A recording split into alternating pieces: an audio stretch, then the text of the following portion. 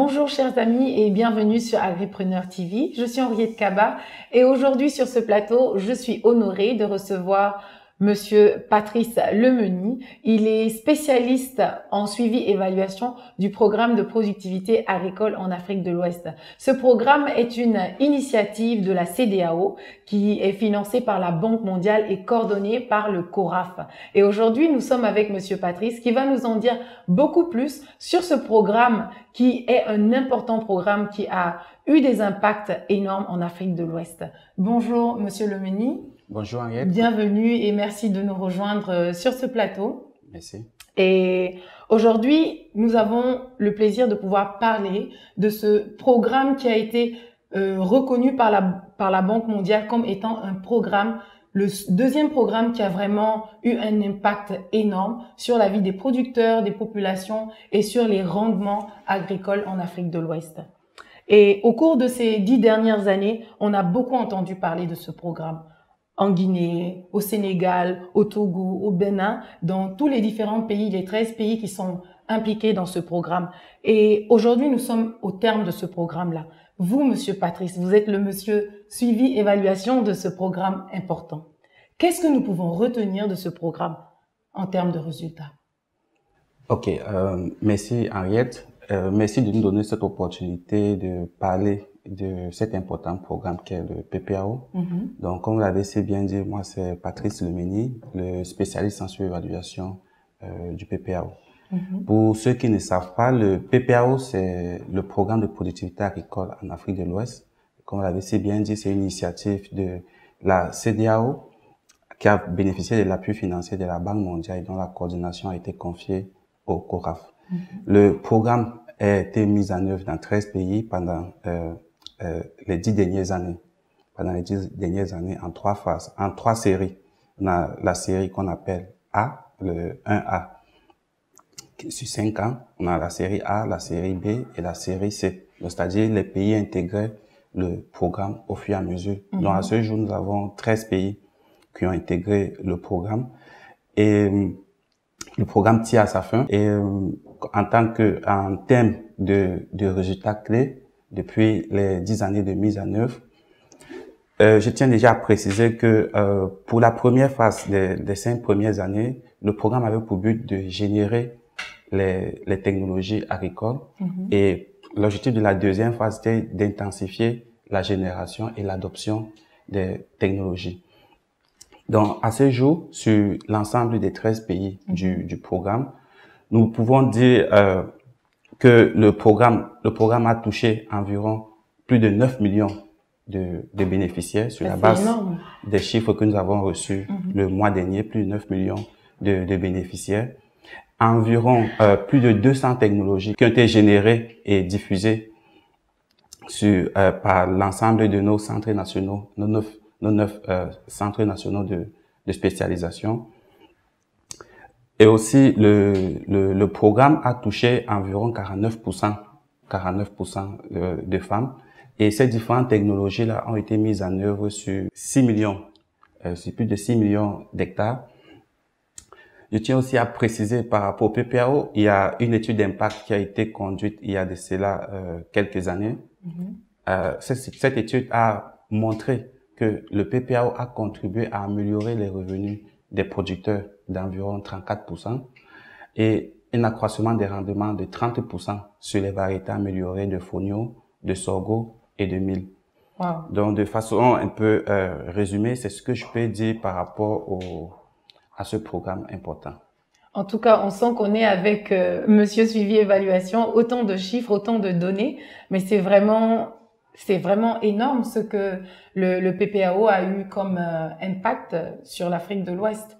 Donc, c'est déjà très bon à savoir. Vous avez parlé de technologie, vous avez parlé d'innovation, vous nous avez parlé aussi de centres nationaux de spécialisation. Bon, est-ce qu'on peut en savoir davantage? Dans le cadre du PPAO, nous avons mis en place 9 centres nationaux de spécialisation dans 9 pays, répartis au niveau de 9 chaînes de valeur, qui sont les racines des tubercules au niveau du Ghana, les céréales sèches au Sénégal, les fruits et légumes au Burkina Faso, bananes, plantains en Côte d'Ivoire, l'aquaculture au Nigeria, le bétail au Niger, le maïs au Bénin et le riz des mangroves en Sierra Leone. Et l'ensemble de ces technologies-là, c'est plus de 200 technologies sont disponibles en ligne sur la plateforme du CORAF www.mita.coraf.org. Donc, j'invite tout le monde à s'y rendre et avoir suffisamment d'informations sur ces différentes technologies qui ont été générées par nos différents centres nationaux de spécialisation. D'accord. Donc, si je comprends bien, ces centres nationaux développent des technologies qui permettent d'accroître le rendement des producteurs. C'est-à-dire pour quelqu'un qui est, par exemple, en Côte d'Ivoire, le centre de spécialisation sur la banane plantain, c'est en Côte d'Ivoire, c'est ça? Et quelqu'un qui est, par exemple, au Ghana et qui se dit, je veux faire la culture, je veux cultiver la banane plantain. Donc, il peut rentrer en contact avec un centre de spécialisation pour pouvoir se procurer ces technologies-là, si je comprends bien. Exactement. Et ces technologies ont un plus grand rendement, c'est ça, et sont beaucoup plus nutritifs. En tout cas, c'est très intéressant. C'est beaucoup de travail de chercheurs, trop compliqué pour nous, hein. Mais bon. Okay. Donc, je tiens aussi à rappeler que au niveau des CCNS, ces CNS-là jouaient le rôle de pôle de recherche au niveau de la sous-région. Donc, par exemple, vous avez pris l'exemple de la banane plantain de la Côte d'Ivoire. Donc, le CNS banane plantain de Côte d'Ivoire était le centre qui est spécialisé au niveau de l'Afrique de l'Ouest, dans la mise en œuvre de ce programme-là sur les variétés de banane plantain. Et aussi dans les différents pays, ces différents CNS-là avec cet objectif. Ces CNS ont cet objectif d'être des centres de spécialisation, de recherche et de diffusion des différentes chaînes de valeur qui ont été identifiées. Aussi, je tiens aussi à préciser sur les échanges de technologies à travers le CNS. C'est aussi un élément très important sur lequel le WAP s'est focalisé, amener les pays à s'échanger des technologies. Parce que on s'est rendu compte qu'il y avait suffisamment de potentiel dans notre sous-région Afrique de l'Ouest. Et le problème, c'était au niveau de la connaissance. Donc, les différents pays, les producteurs et les différents utilisateurs de ces technologies-là n'avaient pas la connaissance sur sur ce qui est fait dans les différents pays.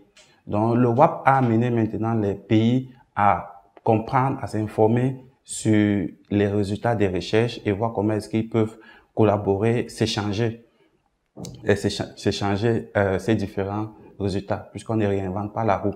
S'il y a une variété d'arachide, par exemple, qui a été générée au niveau du Sénégal, ça ne sert à rien, par exemple, qu'au niveau du Niger, qu'on puisse encore travailler pour générer des nouvelles variétés d'arachide. C'est pour éviter qu'il y ait duplication Donc, le Niger fait directement appel au niveau du Sénégal en fonction des spécificités du Niger, en fonction des spécificités du Niger, demander aussi, OK, nous avons besoin de telle variété d'arachide que vous avez à votre niveau. Et le CORAF, en tant que structure régionale, facilite ce transfert de technologie entre les pays.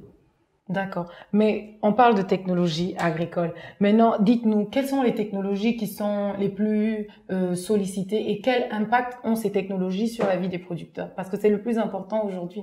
Exactement. Merci pour cette importante question.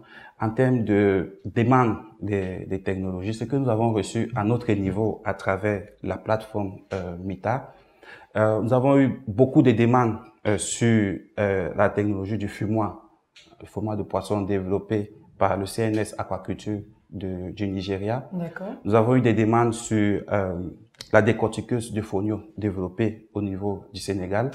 Nous avons eu beaucoup de demandes aussi sur le broyeur fourragé qui a été développé au niveau du Niger et aussi la chèvre rousse de Maradion. On en parle un peu partout maintenant.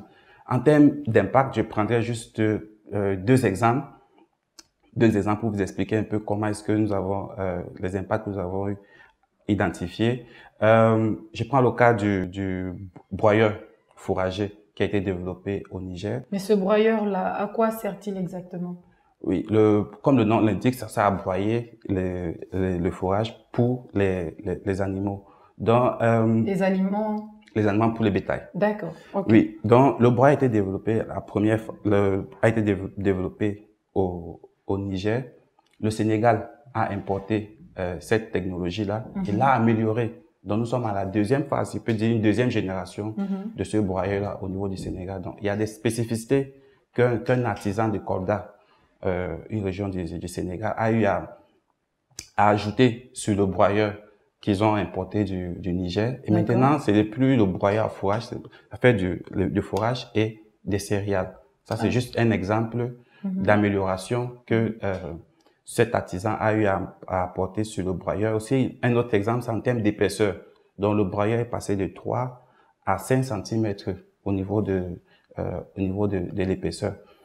Je vais prendre aussi un autre exemple sur les effets des échanges de cette technologie-là. Nous avons eu des requêtes à travers le MITA de plusieurs personnes à travers le monde. Donc, nous avons eu l'exemple, il y a une Guinéenne qui est basée aux États-Unis, qui est entrée en contact avec nous à travers le MITA. Elle souhaiterait avoir le fumoir à poisson du CNS Aquaculture du Nigeria. Et nous avons facilité l'échange entre elle et la coordination nationale du PPAO de la Guinée.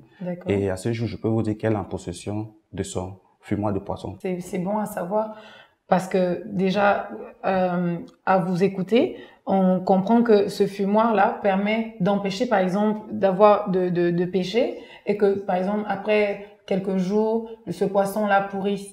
Alors qu'on peut exploiter ce fumoir-là pour conserver le poisson. Oui, le fumoir a plusieurs avantages. Ça peut vous fumer le poisson en l'espace de 5 heures de temps. On peut vous fumer plus de 100 kg de poisson en fonction de la capacité du fumoir. Donc, en moins de 5 heures de temps, vous avez un poisson moins de 5 heures. 5 heures de temps. Donc, si je vends tout ça là, ça me fait combien d'argent? Ça, c'est beaucoup, hein. Je pense que je vais réfléchir à cette option du fumoir. Donc, mais comment accéder à ces technologies-là? Là est la question. Beaucoup de jeunes nous demandent, mais comment? Donc, mon conseil aux jeunes, c'est, on a facilité cela au niveau du CORAF, comme je l'ai dit, en développant cette base de données là, le MITA, qui est le marché des innovations des technologies agricoles. Donc, nous les invitons à aller sur le MITA. Je pense que le lien, ça apparaît en bas de l'écran, www.mita.coraf.org. Ils auront un répertoire de l'ensemble de plus de 200 technologies qui ont été générés par nos différents CNS et aussi les liens d'accès, les liens de contact des différents centres de recherche qui ont développé ces différentes technologies-là. C'est comme ça que l'exemple de la dame guinéenne que j'ai donné précédemment, elle a eu accès à nous à travers le MITA et aujourd'hui, elle est satisfaite de cette technologie-là. Nous avons plusieurs personnes qui visitent cet espace-là et nous pouvons qu'encourager les jeunes à visiter cet espace unique qui a répertorié l'ensemble de ces différentes technologies sur les 9 chaînes de valeur prioritaires de notre région. Merci, Monsieur Patrice, pour ces éléments de réponse. C'est bon à savoir. C'est comme vous l'avez dit, toutes ces technologies se retrouvent sur le MITA. Est-ce que vous avez un dernier élément de réponse concernant le PPAO? Et on va boucler avec un message à nos jeunes qui nous suivent sur Agripreneur TV. Oui, par rapport au PPAO, un dernier message. Je voudrais juste dire, j'ai oublié de le mentionner à l'entame de mes propos, que le PPAO, c'est l'un des résultats clés de notre programme, c'est la formation des jeunes chercheurs. L'un de nos objectifs aussi, c'était de renforcer les capacités de nos centres nationaux de spécialisation. Et grâce au PPAO, nous avons environ plus de 1000 chercheurs qui ont bénéficié des bourses de master et de PhD. Plus de 1000 chercheurs. On peut dire plus spécifiquement environ 1023 chercheurs qui ont bénéficié de ces bourses master et PhD. Donc avec tous ces nouveaux chercheurs là, on sait que nos chercheurs qui étaient déjà étant vers la retraite, c'est la relève et assurée. C'est la relève, tout à fait. C'est exactement ça. Exactement. Aussi, j'avais demandé si j'ai quelque chose à dire. Oui, à nos jeunes qui nous suivent sur Agripreneur TV, je suis sûre que vous avez peut-être un message pour eux. Donc, nous les invitons vraiment à entrer en contact avec les différents centres de recherche de leurs différents pays, les différents canaux de diffusion de ces informations, d'entrer en contact avec eux pour avoir plus d'informations sur c'est différentes technologies et innovations agricoles disponibles et voir comment est-ce qu'ils peuvent améliorer cela. Nous avons enregistré plusieurs jeunes qui sont passés de zéro à millionnaires aujourd'hui parce qu'ils sont investis dans le domaine de l'agriculture. Pendant sur le site du CORAF, il y a cela quelques mois, nous avons montré une success story de cette jeune dame de moins de 25 ans au Nigeria qui est actuellement millionnaire grâce à l'aquaculture. Donc, c'est ça, comme nos parents nous disent tout le temps, on dit la terre ne ment pas, il faut juste avoir de la volonté. Moi-même qui vous parle, je travaille au CORAF, mais aussi en travaillant dans ce programme-là, j'ai compris beaucoup de choses par rapport à l'agriculture et je peux vous dire que je suis aussi en train de penser déjà à un plan B, à mon après-carrière et je suis en train de mettre en valeur les différentes terres qui m'ont été léguées par mes grands-parents et tout et tout. Donc c'est mon message que je pourrais donner aux jeunes, d'être optimistes, de penser tout le temps et si besoin, entrez en contact avec nous, envoyez-nous un message, nous sommes là pour vous aider. Envoyez un message au CORAF à travers les adresses que vous allez voir sur notre site internet. Allez sur le MITA, soyez curieux et nous allons vous aider à atteindre vos objectifs. D'accord. La terre ne ment pas, soyez curieux. Merci encore, Monsieur le ministre. Ce fut un plaisir de vous avoir avec nous. Donc, jeunes, vous avez entendu ce message qui vous appelle à l'action. Donc, n'attendez plus. Si lui, il dit qu'il est en train de préparer un plan B, je ne vous dis pas pour moi. Peut-être à la prochaine émission, je vous dirai quelle activité j'ai commencé. Donc, on se donne rendez-vous très prochainement sur cette même émission Agri Invité et nous aurons le plaisir de recevoir une autre personne. Donc, restez connectés et on se dit à bientôt sur agripreneurtv.coraf.org. Merci et au revoir.